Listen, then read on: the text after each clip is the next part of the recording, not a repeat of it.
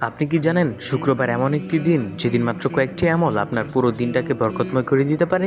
এই 5টি আমল প্রত্যেক মুসলমানের জানা উচিত। নাম্বার 1, গোসল করে পরিষ্কার পরিচ্ছন্ন হওয়া। রাসূল সাল্লাল্লাহু আলাইহি সাল্লাম বলেছেন, যে ব্যক্তি জুমার দিনে গোসল করে তা তার জন্য ফজরের মতো গুরুত্ব। নাম্বার 2, সুগন্ধি ব্যবহার ও সুন্দর পোশাক পরা। রাসূল সাল্লাল্লাহু আলাইহি সাল্লাম বলেছেন, তোমাদের মধ্যে কেউ যখন জুমার জন্য যায় তখন সেই জন্য সুগন্ধি ব্যবহার করে।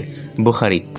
নাম্বার 3, বেশি বেশি দরুদ শরীফ পড়া। রাসূল সাল্লাল্লাহু আলাইহি সাল্লাম বলেছেন, আমার উপর তোমরা বেশি বেশি দরুদ পড়ো, কারণ তোমাদের দরুদ আমার কাছে পৌঁছে দেওয়া হয়। আবু দাউদ। নাম্বার 4, সূরা কাহাফ তিলাওয়াত করা। রাসূল সাল্লাল্লাহু আলাইহি সাল্লাম বলেছেন, যে ব্যক্তি জুমার দিন সূরা কাহাফ তিলাওয়াত করবে তার জন্য এক জুমা থেকে পরের জুমা পর্যন্ত নূর হবে। সহিহ হাদিস।